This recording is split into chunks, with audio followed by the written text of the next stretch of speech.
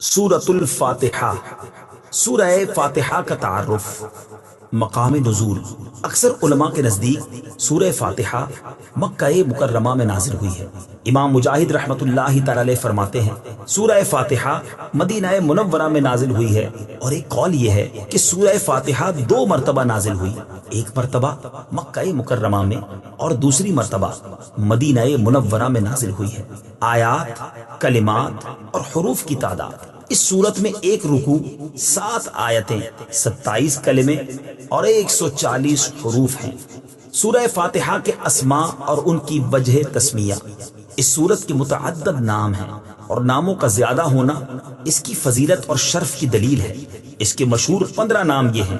Number 1، سورہ فاتحہ۔ سورہ فاتحہ سے قرآن پاک کی تلاوت شروع کی جاتی ہے، اور اسی سورت سے قرآن پاک لکھنے کی ابتدا کی جاتی ہے، اس لیے اسے فاتحۃ الکتاب یعنی کتاب کی ابتدا کرنے والی کہتے ہیں۔ نمبر 2، اس سورت کی ابتدا الحمدللہ سے ہوئی، اس مناسبت سے اسے سورۃ الحمد یعنی وہ سورت جس میں اللہ تعالیٰ کی حمد بیان کی گئی ہے کہتے ہیں۔ نمبر 3 اور 4، سورہ فاتحہ قرآن پاک کی اصل ہے، اس بنا پر اسے ام القرآن اور ام الکتاب کہتے ہیں۔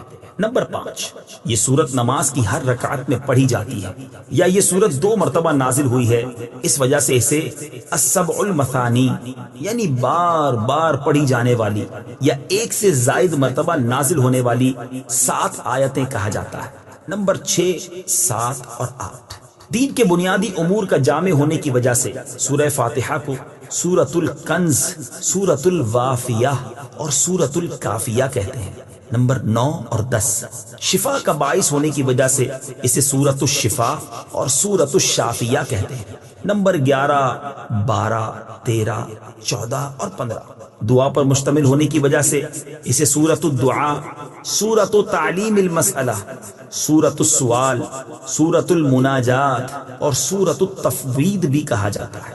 سورہ فاتحہ کے فضائل۔ احادیث میں سورت کے بہت سے فضائل بیان کیے گئے، ان میں سے 4 فضائل بیان کرتا ہوں۔ نمبر 1، بخاری شریف کی حدیث ہے، حضرت ابو سعید بن معلا رضی اللہ تعالی عنہ فرماتے ہیں، میں نماز پڑھ رہا تھا تو مجھے نبی کریم صلی اللہ تعالی علیہ وسلم نے بلایا، لیکن میں نے جواب نہ دیا۔ جب نماز سے فارغ ہو کر بارگاہ رسالت صلی اللہ تعالی علیہ وسلم میں حاضر ہوا، میں نے عرض کی، یا رسول اللہ صلی اللہ تعالی علیہ وسلم، میں نماز پڑھ رہا تھا۔ تاجدار رسالت صلی اللہ تعالی علیہ وسلم نے ارشاد فرمایا، کیا اللہ تعالیٰ نے یہ نہیں فرمایا، استجیبوا للہ وللرسول اذا دعاکم، اللہ اور اس کے رسول کی بارگاہ میں حاضر ہو جاؤ جب وہ تمہیں بلائیں۔ پھر ارشاد فرمایا، کیا میں تمہیں تمہارے مسجد سے نکلنے سے پہلے قرآن کریم کی سب سے عظیم سورت نہ سکھاؤں؟ پھر آپ علیہ الصلوۃ والسلام نے میرا ہاتھ پکڑ لیا۔ جب ہم نے نکلنے کا ارادہ کیا تو میں نے عرض کی، یا رسول اللہ صلی اللہ تعالی علیہ وسلم، آپ نے فرمایا تھا کہ میں ضرور تمہیں قرآن مجید کی سب سے عظمت والی سورت سکھاؤں گا۔ ارشاد فرمایا، وہ سورت الحمدللہ رب العالمین ہے، یہی 7 مثانی اور قرآن عظیم ہے جو مجھے عطا فرمائی گئی۔ نمبر 2، مسلم شریف کی حدیث ہے، حضرت عبداللہ ابن عباس رضی اللہ تعالی عنہما فرماتے ہیں، ایک فرشتہ آسمان سے نازل ہوا اور اس نے سید المرسلین صلی اللہ تعالی علیہ وسلم کی بارگاہ میں سلام پیش کر کے عرض کی، یا رسول اللہ صلی اللہ تعالی علیہ وسلم، آپ کو ان 2 نوروں کی بشارت ہو جو آپ کے علاوہ اور کسی نبی کو عطا نہیں کیے گئے، اور وہ 2 نور یہ ہیں، نمبر 1 سورہ فاتحہ، نمبر 2 سورہ بقرہ کی آخری آیت ہے۔ نمبر 3، حضرت ابی بن کعب رضی اللہ تعالی عنہ سے روایت ہے، حضور پر نور صلی اللہ تعالی علیہ وسلم نے ارشاد فرمایا، اللہ تعالیٰ نے تورات اور انجیل میں ام القرآن کی مثل کوئی سورت نازل نہیں فرمائی۔ نمبر 4، حضرت عبد الملک بن عمیر رضی اللہ تعالی عنہ سے روایت ہے، نبی کریم صلی اللہ تعالی علیہ وسلم نے ارشاد فرمایا، سورہ فاتحہ ہر مرض کے لیے شفا ہے۔ سورہ فاتحہ کے مضامین۔ اس سورت میں یہ مضامین بیان کیے گئے ہیں۔ نمبر 1، اس سورت میں اللہ تعالیٰ کی حمد و ثنا کا بیان ہے۔ نمبر 2، اللہ تعالیٰ کے رب ہونے، اس کے رحمان اور رحیم ہونے، نیز مخلوق کے مرنے کے بعد دوبارہ زندہ کیے جانے اور قیامت کے دن ان کے اعمال کی جزا ملنے کا ذکر ہے۔ نمبر 3، صرف اللہ تعالیٰ کے عبادت کا مستحق ہونے اور اس کے حقیقی مددگار ہونے کا تذکرہ ہے۔ نمبر 4، دعا کے آداب کا بیان اور اللہ تعالیٰ سے دین حق اور صراط مستقیم کی طرف ہدایت ملنے، نیک لوگوں کے حال سے موافقت اور گمراہوں سے اجتناب کی دعا مانگنے کی تعلیم ہے۔ یہ چند وہ چیزیں بیان کی گئی ہیں جن کا سورہ فاتحہ میں تفصیلی ذکر ہے، البتہ اجمالی طور پر اس سورت میں بے شمار چیزوں کا بیان ہے۔ امیر المومنین حضرت علی المرتضیٰ کرم اللہ تعالی وجہہ الکریم فرماتے ہیں، اگر میں چاہوں تو سورہ فاتحہ کی تفسیر سے 70 اونٹ بھروا دوں۔ اعلیٰ حضرت امام احمد رضا خان علیہ رحمت الرحمان حضرت علی المرتضیٰ کرم اللہ تعالی وجہ الکریم کا یہ قول نقل کرنے کے بعد فرماتے ہیں، ایک اونٹ کئے یعنی کتنے ہی من کا بوجھ اٹھاتا ہے، اور ہر من میں کئے یعنی کتنے ہزار اجزاء ہوتے ہیں۔ ان کا حساب لگایا جائے تو یہ حساب سے تقریباً 25 لاکھ جز بنتے ہیں۔ یہ فقط سورہ فاتحہ کی تفسیر ہے۔ سورہ فاتحہ سے متعلق شرعی مسائل۔ نمبر 1، نماز میں سورہ فاتحہ پڑھنا واجب ہے۔ امام اور تنہا نماز پڑھنے والا اپنی زبان سے سورہ فاتحہ پڑھے گا، جبکہ مقتدی امام کے پیچھے خاموش رہے گا، اور جہری نماز میں اس کی قراءت بھی سنے گا، اور اس کا یہی عمل پڑھنے کے حکم میں ہے۔ اللہ تعالیٰ نے قرآن پاک میں تلاوت کے وقت مقتدی کو خاموش رہنے اور قراءت سننے کا حکم دیتے ہوئے ارشاد فرمایا، وَإِذَا قُرِئَ الْقُرْآنُ فَاسْتَمِعُوا لَهُ وَأَنصِتُوا لَعَلَّكُمْ تُرْحَمُونَ۔ ترجمہ، اور جب قرآن پڑھا جائے تو اسے غور سے سنو اور خاموش رہو تاکہ تم پر رحم کیا جائے۔ اور حضرت ابو موسیٰ اشعری رضی اللہ تعالی عنہ سے روایت ہے، حضور اقدس صلی اللہ تعالی علیہ وسلم نے ارشاد فرمایا، جب امام قراءت کرے تو تم خاموش رہو۔ ابن ماجہ کی ایک اور حدیث ہے، حضرت جابر بن عبداللہ رضی اللہ تعالی عنہ سے روایت ہے، نبی کریم صلی اللہ تعالی علیہ وسلم نے ارشاد فرمایا، جس شخص کا کوئی امام ہو تو امام کا پڑھنا ہی مقتدی کا پڑھنا ہے۔ ان کے علاوہ اور بہت سی احادیث میں امام کے پیچھے مقتدی کے خاموش رہنے کے بارے میں بیان کیا گیا ہے۔ امام اعظم کا مناظرہ۔ امام فخر الدین رازی رحمت اللہ تعالی علیہ فرماتے ہیں، مدینہ منورہ کے چند علماء امام ابو حنیفہ رضی اللہ تعالیٰ عنہ کے پاس اس غرض سے آئے کہ وہ امام کے پیچھے مقتدی کی قراءت کرنے کے معاملے میں ان سے مناظرہ کریں۔ امام ابو حنیفہ رضی اللہ تعالیٰ عنہ نے ان سے فرمایا، سب سے مناظرہ کرنا میرے لیے ممکن نہیں، آپ ایسا کریں کہ مناظرے کا معاملہ اس کے سپرد کر دیں جو آپ سب سے زیادہ علم والا ہے، تاکہ میں اس کے ساتھ مناظرہ کروں۔ انہوں نے ایک عالم کی طرف اشارہ کیا تو امام ابو حنیفہ رضی اللہ تعالیٰ عنہ نے فرمایا، کیا یہ تم سب سے زیادہ علم والا ہے؟ انہوں نے جواب دیا، ہاں۔ امام ابو حنیفہ رضی اللہ تعالیٰ عنہ نے فرمایا، کیا میرا اس کے ساتھ مناظرہ کرنا تم سب کے ساتھ مناظرہ کرنے کی طرح ہے؟ انہوں نے کہا، ہاں۔ امام ابو حنیفہ رضی اللہ تعالیٰ عنہ نے فرمایا، اس کے خلاف جو دلیل قائم ہوگی وہ گویا کہ تمہارے خلاف قائم ہوگی؟ انہوں نے جواب دیا، ہاں۔ امام ابو حنیفہ رضی اللہ تعالیٰ عنہ نے فرمایا، اگر میں اس کے ساتھ مناظرہ کروں اور دلیل میں اس پر غالب آ جاؤں تو وہ دلیل تم پر بھی لازم ہوگی؟ انہوں نے کہا، ہاں۔ امام ابو حنیفہ رضی اللہ تعالیٰ عنہ نے دریافت کیا، وہ دلیل تم پر کیسے لازم ہوگی؟ انہوں نے جواب دیا، اس لیے کہ ہم اسے اپنا امام بنانے پر راضی ہیں تو اس کی بات ہماری بات ہوگی۔ امام ابو حنیفہ رضی اللہ تعالیٰ عنہ نے فرمایا، ہم بھی تو یہی کہتے ہیں کہ جب ہم نے ایک شخص کو نماز میں اپنا امام مان لیا تو اس کا قراءت کرنا ہمارا قراءت کرنا ہے اور وہ ہماری طرف سے نائب ہے۔ امام ابو حنیفہ رضی اللہ تعالی عنہ کی یہ بات سن کر سب نے اقرار کر لیا کہ امام کے پیچھے مقتدی قراءت نہیں کرے گا۔ نمبر 2، نماز جنازہ میں خاص دعا یاد نہ ہو تو دعا کی نیت سے سورہ فاتحہ پڑھنا جائز ہے، جبکہ قراءت کی نیت سے پڑھنا جائز نہیں۔ بسم اللہ الرحمن الرحیم۔ ترجمہ، اللہ کے نام سے شروع جو نہایت مہربان رحمت والا ہے۔ بسم اللہ اللہ کے نام سے شروع۔ تفسیر صراط الجنان میں اس کی تفسیر کچھ اس طرح ہے۔ علامہ احمد صابی رحمۃ اللہ تعالی علیہ فرماتے ہیں قرآن مجید کی ابتدا بسم اللہ سے اس لیے کی گئی تاکہ اللہ تعالیٰ کے بندے اس کی پیروی کرتے ہوئے ہر اچھے کام کی ابتدا بسم اللہ سے کریں، اور حدیث پاک میں بھی اچھے اور اہم کام کی ابتدا بسم اللہ سے کرنے کی ترغیب دی گئی ہے۔ چنانچہ حضرت ابو ہریرہ رضی اللہ تعالی عنہ سے روایت ہے، حضور پر نور صلی اللہ تعالی علیہ وسلم نے ارشاد فرمایا، جس اہم کام کی ابتدا بسم اللہ الرحمن الرحیم سے نہ کی گئی تو وہ ادھورا رہ جاتا ہے۔ لہٰذا تمام مسلمانوں کو چاہیے کہ وہ ہر نیک اور جائز کام کی ابتدا بسم اللہ الرحمن الرحیم سے کریں، اس کی بہت برکت ہے۔ الرحمن الرحیم، جو بہت مہربان رحمت والا ہے۔ امام فخر الدین رازی رحمت اللہ تعالی علیہ فرماتے ہیں اللہ تعالیٰ نے اپنی ذات کو رحمان اور رحیم فرمایا تو یہ اس کی شان سے بعید ہے کہ وہ رحم نہ فرمائے۔ مروی ہے کہ ایک سائل نے بلند دروازے کے پاس کھڑے ہو کر کچھ مانگا تو اسے تھوڑا سا دے دیا گیا۔ دوسرے دن وہ ایک کلاڑا لے کر آیا اور دروازے کو توڑنا شروع کر دیا۔ اس سے کہا گیا کہ تو ایسا کیوں کر رہا ہے؟ اس نے جواب دیا، تو دروازے کو اپنی عطا کے لائق کر یا اپنی عطا کو دروازے کے لائق بنا۔ اے ہمارے اللہ عز و جل، رحمت کے سمندروں کو تیری رحمت سے وہ نسبت ہے جو ایک چھوٹے سے ذرے کو تیرے عرش سے نسبت ہے، اور تو نے اپنی کتاب کی ابتدا میں اپنے بندوں پر اپنی رحمت کی صفت بیان کی، اس لیے ہمیں اپنی رحمت اور فضل سے محروم نہ رکھنا۔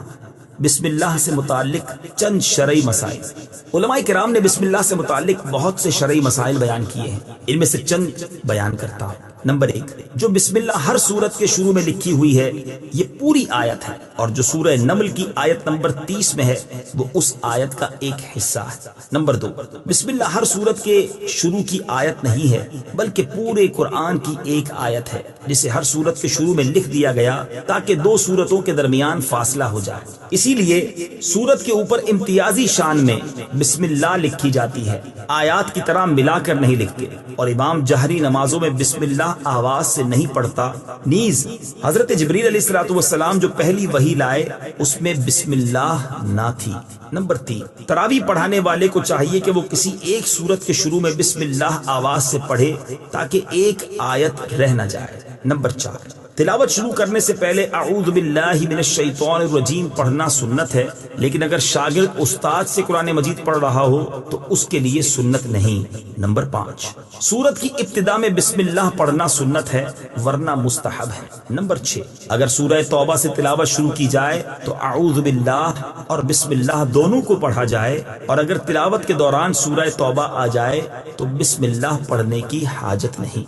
الحمد للہ رب العالمین۔ ترجمہ، سب تعریفیں اللہ کے لیے ہیں جو تمام جہان والوں کا پالنے والا ہے۔ الحمدللہ، سب تعریفیں اللہ کے لیے ہیں۔ تفسیر صراط الجنان میں اس کی تفسیر کچھ اس طرح ہے، یعنی ہر طرح کی حمد اور تعریف کا مستحق اللہ تعالیٰ ہے، کیونکہ اللہ تعالیٰ کمال کی تمام صفات کا جامع ہے۔ حمد اور شکر کی تعریف۔ حمد کا معنی ہے کسی کی اختیاری خوبیوں کی بنا پر اس کی تعریف کرنا، اور شکر کی تعریف یہ ہے کہ کسی کے احسان کے مقابلے میں زبان، دل یا اعضاء سے اس کی تعظیم کرنا۔ اور ہم چونکہ اللہ عز و جل کی حمد عام طور پر اس کے احسانات کے پیش نظر کرتے ہیں، اس لیے ہماری یہ حمد شکر بھی ہوتی ہے۔ اللہ تعالیٰ کی حمد و ثنا کرنے کے فضائل۔ احادیث میں اللہ تعالیٰ کی حمد و ثنا کرنے کے بہت فضائل بیان کیے گئے ہیں، ان میں سے 3 فضائل پیش کرتا ہوں۔ نمبر 1، مسلم شریف کی حدیث ہے، حضرت انس بن مالک رضی اللہ تعالی عنہ سے روایت ہے، نبی اکرم صلی اللہ تعالی علیہ وسلم نے ارشاد فرمایا، اللہ تعالیٰ بندے کی اس بات سے خوش ہوتا ہے کہ وہ کچھ کھائے تو اللہ تعالیٰ کی حمد کرے، اور کچھ پیے تو اللہ تعالیٰ کی حمد کرے۔ نمبر 2، ابن ماجہ کی حدیث ہے، حضرت جابر بن عبداللہ رضی اللہ تعالی عنہ سے روایت ہے، حضور پر نور صلی اللہ تعالی علیہ وسلم نے ارشاد فرمایا، سب سے افضل ذکر لا الہ الا اللہ ہے، اور سب سے افضل دعا الحمدللہ ہے۔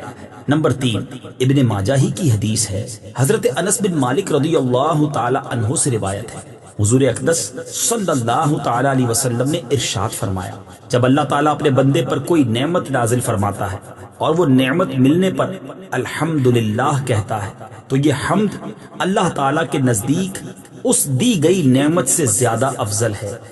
حمد سے متعلق شرعی حکم: خطبے میں حمد واجب، کھانے کے بعد مستحب، چھینک آنے کے بعد سنت، حرام کام کے بعد حرام، اور بعض صورتوں میں کفر ہے۔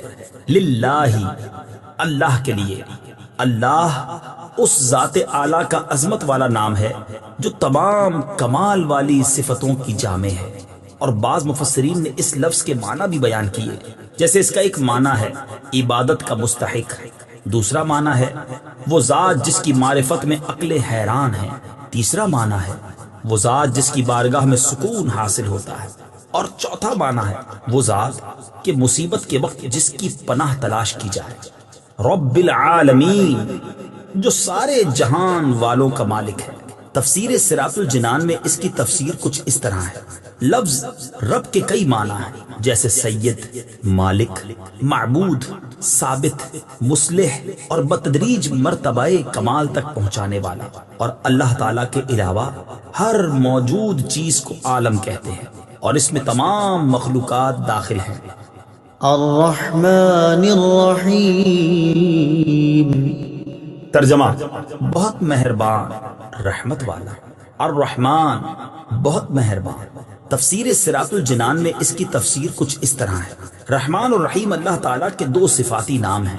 رحمان کا معنی ہے نعمتیں عطا کرنے والی وہ ذات جو بہت زیادہ رحمت فرمائے، اور رحیم کا معنی ہے بہت رحمت فرمانے والا۔ یاد رہے کہ حقیقی طور پر نعمت عطا فرمانے والی ذات اللہ تعالیٰ کی ہے، کہ وہی تنہا ذات ہے جو اپنی رحمت کا بدلہ طلب نہیں فرماتی۔ ہر چھوٹی بڑی، ظاہری، باطنی، جسمانی، روحانی، دنیاوی اور اخروی نعمت اللہ تعالیٰ ہی عطا فرماتا ہے، اور دنیا میں جس شخص تک جو نعمت پہنچتی ہے وہ اللہ تعالیٰ کی رحمت ہی سے ہے، کیونکہ کسی کے دل میں رحم کا جذبہ پیدا کرنا، رحم کرنے پر قدرت دینا، نعمت کو وجود میں لانا، دوسرے کا اس نعمت سے فائدہ اٹھانا، اور فائدہ اٹھانے کے لیے اعضاء کی سلامتی عطا کرنا، یہ سب اللہ تعالیٰ کی طرف سے ہی ہے۔ اللہ تعالیٰ کی وسیع رحمت دیکھ کر گناہوں پر بے باک نہیں ہونا چاہیے۔ ابو عبداللہ محمد بن احمد قرطبی رحمت اللہ تعالی علیہ فرماتے ہیں، اللہ تعالیٰ نے رب العالمین کے بعد اپنے دو اوصاف رحمان اور رحیم بیان فرمائے۔ اس کی وجہ یہ ہے کہ جب اللہ تعالیٰ نے فرمایا کہ وہ رب العالمین ہے، تو اس سے سننے اور پڑھنے والے کے دل میں اللہ تعالیٰ کی عظمت کی وجہ سے اس کا خوف پیدا ہوا، تو اس کے ساتھ ہی اللہ تعالیٰ کے دو اوصاف رحمان اور رحیم ذکر کر دیے گئے، جن کے ضمن میں اللہ تعالیٰ کی اطاعت کرنے کی ترغیب ہے۔ یوں ترہیب اور ترغیب دونوں کا بیان ہو گیا، تاکہ بندہ اللہ تعالیٰ کی اطاعت کرنے کی طرف اچھی طرح راغب ہو اور اس کی نافرمانی کرنے سے رکنے کی خوب کوشش کرے۔ قرآن مجید میں اور مقامات پر اللہ تعالیٰ کی رحمت اور اس کے عذاب دونوں کو واضح طور پر ایک ساتھ ذکر کیا گیا ہے۔ چنانچہ اللہ تعالیٰ ارشاد فرماتا ہے: نبئ عبادی انی انا الغفور الرحیم وان عذابی هو العذاب الالیم۔ ترجمہ: میرے بندوں کو خبر دو کہ بے شک میں ہی بخشنے والا مہربان ہوں، اور بے شک میرا ہی عذاب دردناک عذاب ہے۔ اور ارشاد فرمایا: غافر الذنب وقابل التوب شدید العقاب ذی الطول لا الہ الا هو الیہ المصیر۔ ترجمہ: گناہ بخشنے والا اور توبہ قبول کرنے والا، سخت عذاب دینے والا، بڑے انعام عطا فرمانے والا ہے، اس کے سوا کوئی معبود نہیں، اسی کی طرف پھرنا ہے۔ نیز حضرت ابو ہریرہ رضی اللہ تعالی عنہ سے روایت ہے، رسول اللہ صلی اللہ تعالی علیہ وسلم نے ارشاد فرمایا: اگر مومن جان لیتا کہ اللہ تعالیٰ کے پاس کتنا عذاب ہے تو کوئی بھی اس کی جنت کی امید نہ رکھتا، اور اگر کافر جان لیتا کہ اللہ تعالیٰ کے پاس کتنی رحمت ہے تو اس کی جنت سے کوئی نا امید نہ ہوتا۔ لہٰذا ہر مسلمان کو چاہیے کہ وہ امید اور خوف کے درمیان رہے اور اللہ تعالیٰ کی رحمت کی وسعت دیکھ کر گناہوں پر بے باک نہ ہو، اور نہ ہی اللہ تعالیٰ کے عذاب کی شدت دیکھ کر اس کی رحمت سے مایوس ہو۔ کسی کو رحمان اور رحیم کہنے کے بارے میں شرعی حکم: اللہ تعالیٰ کے علاوہ کسی اور کو رحمان کہنا جائز نہیں، جبکہ رحیم کہا جا سکتا ہے، جیسے قرآن مجید میں اللہ تعالیٰ نے اپنے حبیب صلی اللہ تعالیٰ علیہ وسلم کو بھی رحیم فرمایا ہے، چنانچہ ارشاد باری تعالیٰ ہے: لقد جاءكم رسول من أنفسكم عزيز عليه ما عنتم حريص عليكم بالمؤمنين رؤوف رحيم۔ ترجمہ: بے شک تمہارے پاس تم میں سے وہ عظیم رسول تشریف لے آئے جن پر تمہارا مشقت میں پڑنا بہت بھاری گزرتا ہے، وہ تمہاری بھلائی کے نہایت چاہنے والے، مسلمانوں پر بہت مہربان، رحمت فرمانے والے ہیں۔ مالک یوم الدین۔ ترجمہ: جزا کے دن کا مالک، مالک یوم الدین، جزا کے دن کا مالک۔ تفسیر صراط الجنان میں اس کی تفسیر کچھ اس طرح ہے: جزا کے دن سے مراد قیامت کا دن ہے کہ اس دن نیک اعمال کرنے والے مسلمانوں کو ثواب ملے گا اور گناہگاروں اور کافروں کو سزا ملے گی، جبکہ مالک اسے کہتے ہیں جو اپنی ملکیت میں موجود چیزوں میں جیسے چاہے تصرف کرے۔ اللہ تعالیٰ اگرچہ دنیا اور آخرت دونوں کا مالک ہے، لیکن یہاں قیامت کے دن کو بطور خاص اس لیے ذکر کیا تاکہ اس دن کی اہمیت دل میں بیٹھے۔ نیز دنیا کے مقابلے میں آخرت میں اللہ تعالیٰ کے مالک ہونے کا ظہور زیادہ ہوگا، کیونکہ اس دن کسی کے پاس ظاہری سلطنت بھی نہ ہوگی جو اللہ تعالیٰ نے دنیا میں لوگوں کو عطا فرمائی تھی۔ اس لیے یہاں خاص طور پر قیامت کے دن کی ملکیت کا ذکر کیا گیا۔ ایاک نعبد و ایاک نستعین۔ ترجمہ: ہم تیری ہی عبادت کرتے ہیں اور تجھ ہی سے مدد چاہتے ہیں۔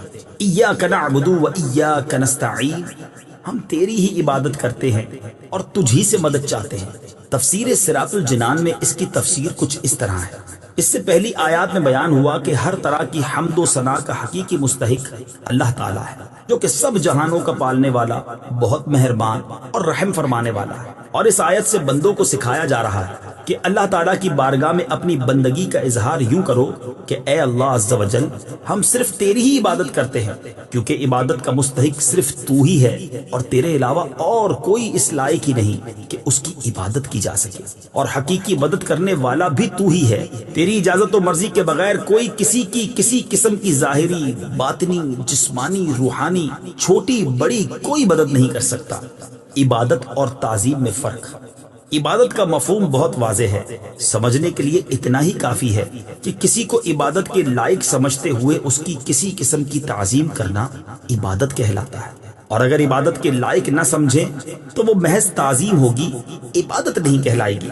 جیسے نماز میں ہاتھ باندھ کر کھڑا ہونا عبادت ہے، لیکن یہی نماز کی طرح ہاتھ باندھ کر کھڑا ہونا استاد، پیر یا ماں باپ کے لیے ہو تو محض تعظیم ہے، عبادت نہیں۔ اور دونوں میں فرق وہی ہے جو ابھی بیان کیا گیا ہے۔ آیت ایاک نعبد سے معلوم ہونے والی اہم باتیں: آیت میں جمع کے صیغے ہیں، جیسے ہم تیری ہی عبادت کرتے ہیں۔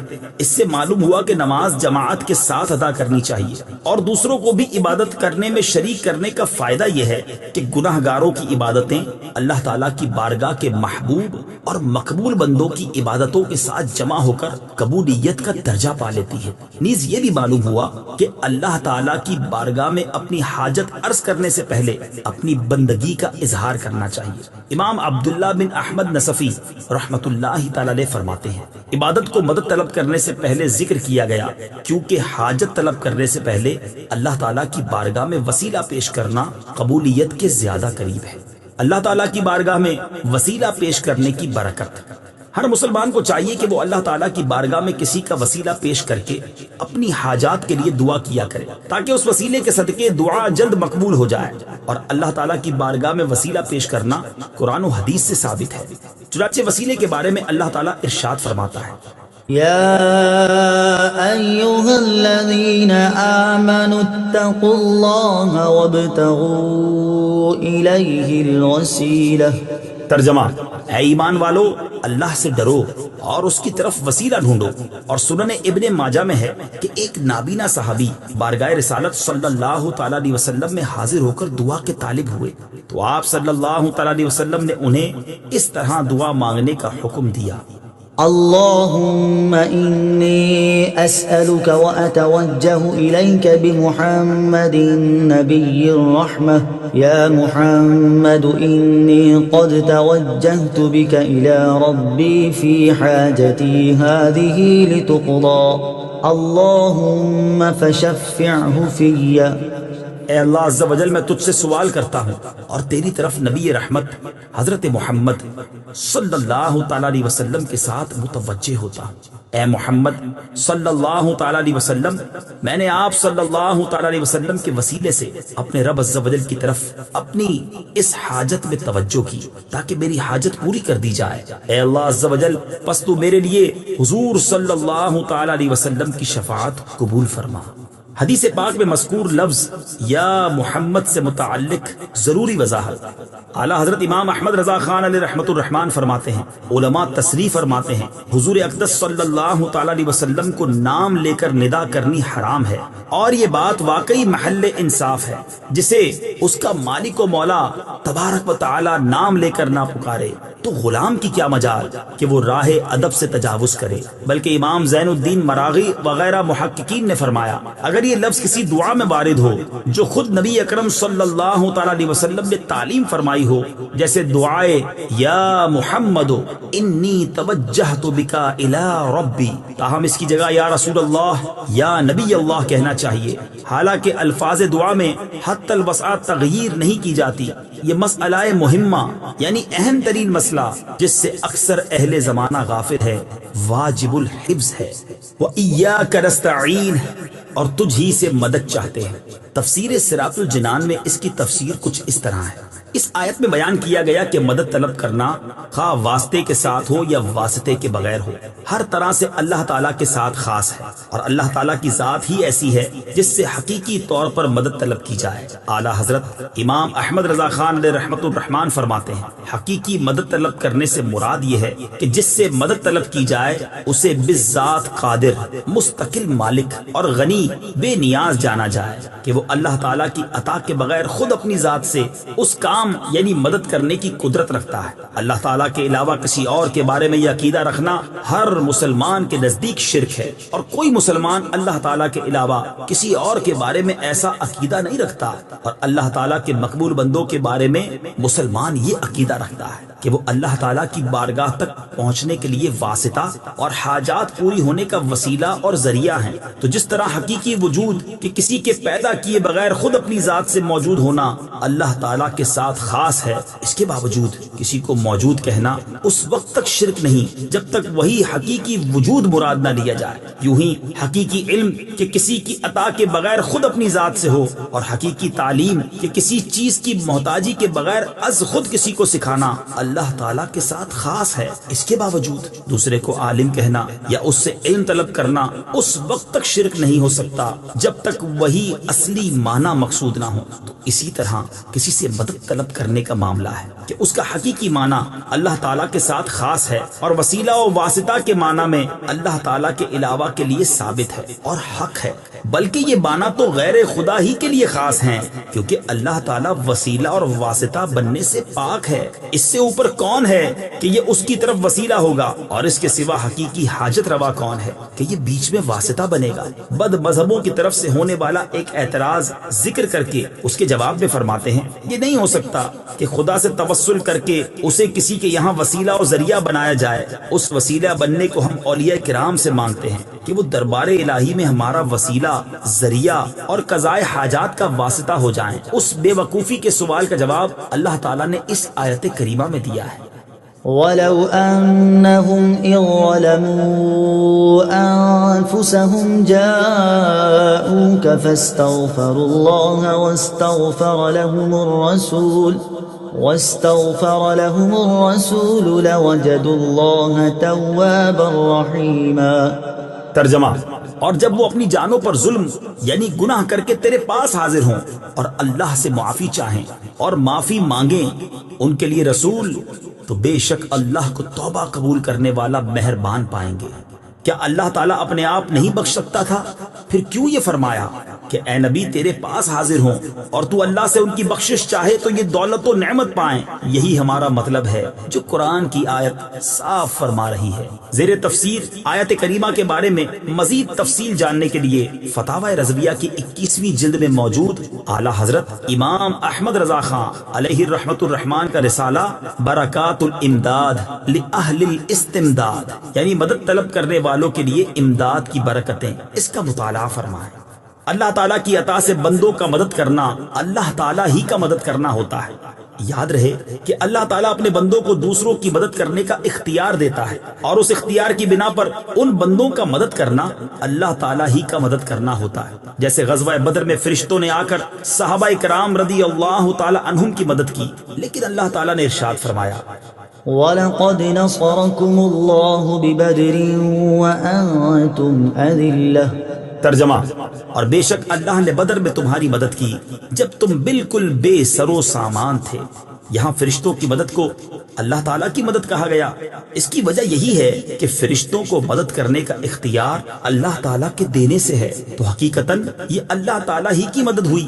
یہی معاملہ انبیاء کرام علیہ الصلوۃ والسلام اور اولیاء اعظام رحمت اللہ تعالیٰ علیہم کا ہے کہ وہ اللہ عز و جل کی عطا سے مدد کرتے ہیں، اور حقیقتاً وہ مدد اللہ تعالیٰ کی ہوتی ہے۔ جیسے حضرت سلیمان علیہ نبینا علیہ الصلوۃ والسلام نے اپنے وزیر حضرت آصف بن برخیہ رضی اللہ تعالیٰ عنہ سے تخت لانے کا فرمایا، اور انہوں نے پلک جھپکنے میں تخت حاضر کر دیا۔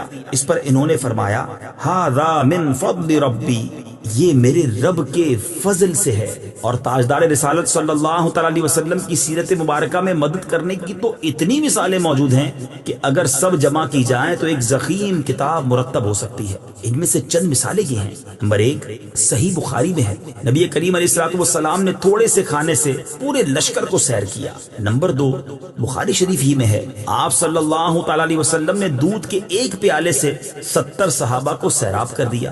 نمبر 3 یہ بھی بخاری شریف میں ہے، انگلیوں سے پانی کے چشمے جاری کر کے 1400 یا اس سے بھی زائد افراد کو سیراب کر دیا۔ نمبر 4 لعاب دہن سے بہت سے لوگوں کو شفا عطا فرمائی، اور یہ تمام مددیں چونکہ اللہ تعالیٰ کی عطا کردہ طاقت سے تھی، لہٰذا سب اللہ تعالیٰ کی ہی مددیں ہیں۔ اس بارے میں مزید تفصیل کے لیے فتاوی رضویہ کی 30ویں جلد میں موجود اعلیٰ حضرت امام اہل سنت مولانا شاہ امام احمد رضا خان علیہ رحمت الرحمان کے رسالے الامن والعلا لناعت المصطفیٰ بدافع البلا یعنی نعت مصطفیٰ صلی اللہ تعالیٰ علیہ وسلم بیان کرنے والوں کے لیے انعامات کا مطالعہ فرمائیے۔ اهدنا الصراط المستقیم، ترجمہ، ہمیں سیدھے راستے پر چلا۔ اہدنا الصراط المستقیم، ہمیں سیدھے راستے پر چلا۔ تفسیر صراط الجنان میں اس کی تفسیر کچھ اس طرح ہے، اللہ تعالیٰ کی ذات و صفات کی معرفت کے بعد اس کی عبادت اور حقیقی مددگار ہونے کا ذکر کیا گیا، اور اب یہاں سے ایک دعا سکھائی جا رہی ہے کہ بندہ یوں عرض کرے، اے اللہ عز و جل، تو نے اپنی توفیق سے ہمیں سیدھا راستہ دکھا دیا، اب ہماری اس راستے کی طرف ہدایت میں اضافہ فرما اور ہمیں اس پر ثابت قدم رکھ۔ صراط مستقیم کا معنی، صراط مستقیم سے مراد عقائد کا سیدھا راستہ ہے جس پر تمام انبیاء کرام علیہ الصلوۃ والسلام چلے، یا اس سے مراد اسلام کا سیدھا راستہ ہے جس پر صحابہ کرام رضی اللہ تعالی عنہم، بزرگان دین اور اولیاء اعظام رحمت اللہ تعالی علیہم چلے، جیسا کہ اگلی آیت میں موجود بھی ہے۔ اور یہ راستہ اہل سنت کا ہے کہ آج تک اولیاء کرام صرف اسی مسلک کے اہل سنت میں گزرے ہیں، اور اللہ تعالیٰ نے انہی کے راستے پر چلنے اور انہی کے ساتھ ہونے کا فرمایا ہے۔ فرمان باری تعالیٰ ہے، يا أيها الذين آمنوا اتقوا الله وكونوا مع الصادقين۔ ترجمہ، اے ایمان والو، اللہ سے ڈرو اور سچوں کے ساتھ ہو جاؤ۔ ابن ماجہ کی حدیث ہے، حضرت انس رضی اللہ تعالیٰ عنہ سے روایت ہے، سید المرسلین صلی اللہ تعالیٰ علیہ وسلم نے ارشاد فرمایا، بے شک میری امت کبھی گمراہی پر جمع نہیں ہوگی، اور جب تم لوگوں میں اختلاف دیکھو تو تم پر لازم ہے کہ سواد اعظم یعنی مسلمانوں کے بڑے گروہ کے ساتھ ہو جاؤ۔ ترمذی شریف کی حدیث ہے، حضرت عبداللہ بن عمر رضی اللہ تعالی عنہما سے روایت ہے، نبی اکرم صلی اللہ تعالی علیہ وسلم نے ارشاد فرمایا، بنی اسرائیل 72 فرقوں میں تقسیم ہو گئے تھے اور میری امت 73 فرقوں میں تقسیم ہو جائے گی، ان میں سے ایک کے علاوہ سب جہنم میں جائیں گے۔ صحابہ کرام نے عرض کی، یا رسول اللہ صلی اللہ تعالی علیہ وسلم، نجات پانے والا فرقہ کون سا ہے؟ ارشاد فرمایا، وہ اس طریقے پر ہوگا جس پر میں اور میرے صحابہ ہیں۔ ہدایت حاصل کرنے کے ذرائع، یاد رہے کہ اللہ تعالیٰ نے ہدایت حاصل کرنے کے بہت سے ذرائع عطا فرمائے ہیں، ان میں سے چند یہ ہیں۔ نمبر 1، انسان کی ظاہری باطنی صلاحیتیں جنہیں استعمال کر کے وہ ہدایت حاصل کر سکتا ہے۔ نمبر 2، آسمانوں زمینوں میں اللہ تعالیٰ کی قدرت و وحدانیت پر دلالت کرنے والی نشانیاں جن میں غور و فکر کر کے انسان ہدایت پا سکتا ہے۔ نمبر 3، اللہ تعالیٰ کی نازل کردہ کتابیں، ان میں سے تورات، انجیل اور زبور۔ قرآن پاک نازل ہونے سے پہلے لوگوں کے لیے ہدایت کا باعث تھی اور اب قرآن مجید لوگوں کے لیے ہدایت حاصل کرنے کا ذریعہ ہے۔ نمبر 4، اللہ تعالیٰ کے بھیجے ہوئے خاص بندے انبیاء کرام اور مرسلین عظام علیہم الصلاۃ والسلام، یہ اپنی اپنی قوموں کے لیے ہدایت حاصل کرنے کا ذریعہ تھے، اور ہمارے نبی حضرت محمد مصطفیٰ صلی اللہ تعالی علیہ وسلم قیامت تک آنے والے تمام لوگوں کے لیے ہدایت کا ذریعہ ہے۔ آیت اہدنا الصراط المستقیم سے معلوم ہونے والے احکام، اس آیت سے 3 باتیں معلوم ہوئی۔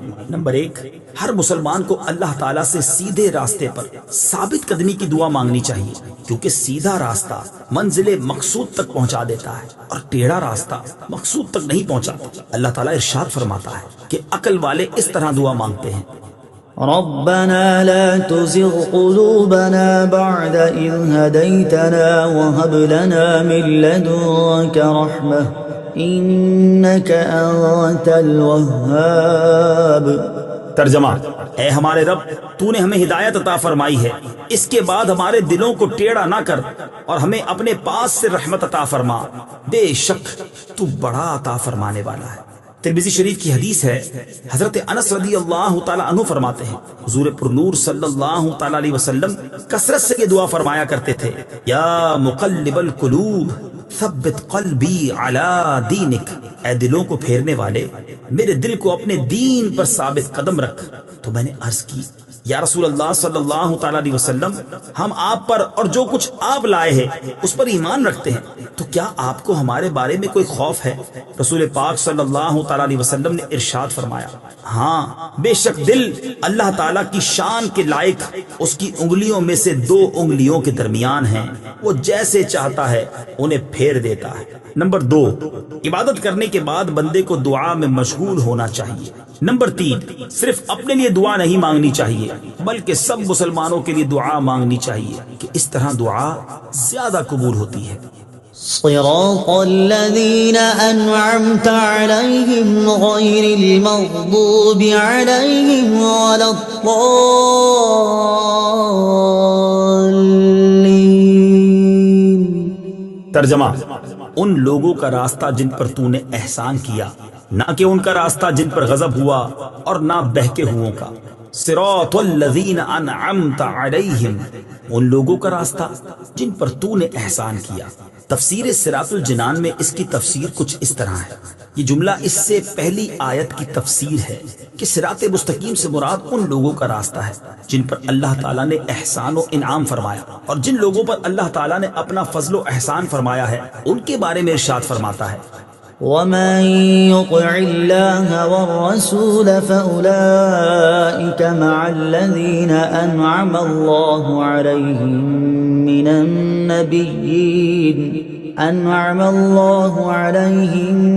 النبيين والصديقين والشهداء والصالحين وحسن أولئك رفيقا۔ ترجمہ، اور جو اللہ اور رسول کی اطاعت کرے تو وہ ان لوگوں کے ساتھ ہوں گے جن پر اللہ نے فضل کیا، یعنی انبیاء اور صدیقین اور شہداء اور صالحین، اور یہ کتنے اچھے ساتھی ہیں۔ آیت صراط الذین انعمت علیہم سے معلوم ہونے والے مسائل۔ اس آیت سے دو باتیں معلوم ہوئیں۔ نمبر ایک، جن امور پر بزرگان دین کا عمل رہا وہ صراط مستقیم میں داخل ہے۔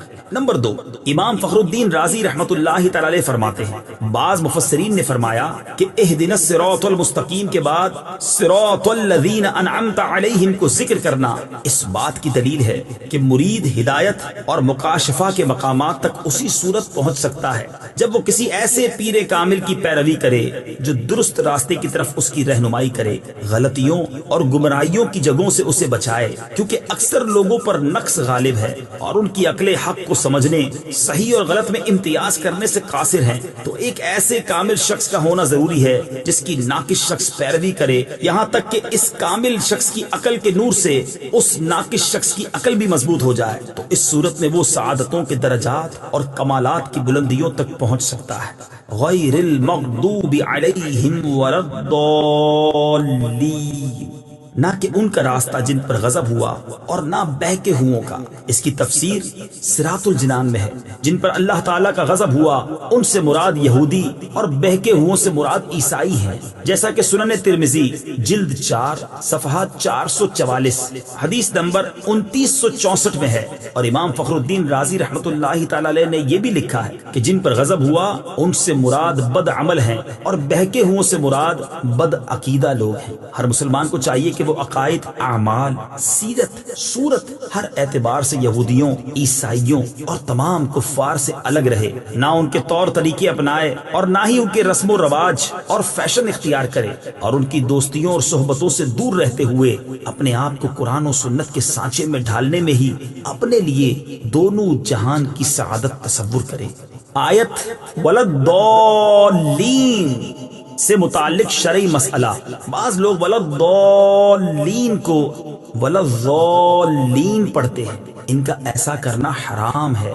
اعلیٰ حضرت امام احمد رضا خان علیہ الرحمت الرحمان فرماتے ہیں، ضاد، ظا، ذال، زا سب حروف متباینہ متغائرہ یعنی ایک دوسرے سے جدا جدا حروف ہیں، ان میں سے کسی کو دوسرے سے تلاوت قرآن میں قصدن بدلنا، اس کی جگہ اسے پڑھنا، نماز میں ہو خواہ بیرون نماز، حرام قطعی و گناہ عظیم، افتراء علی اللہ و تحریف کتاب کریم ہے۔ اس مسئلے کے بارے میں دلائل کے ساتھ تفصیلی معلومات حاصل کرنے کے لیے فتاوی رضویہ کی 6 جلد میں موجود ان رسائل کا مطالعہ فرمائیں۔ نمبر 1، نعم الزاد لروم الضاد یعنی ضاد کی ادائیگی کا بہترین طریقہ۔ نمبر 2، الجام الصاد عن سنن الضاد، ضاد کی ادائیگی کے غلط اور صحیح طریقوں کا بیان۔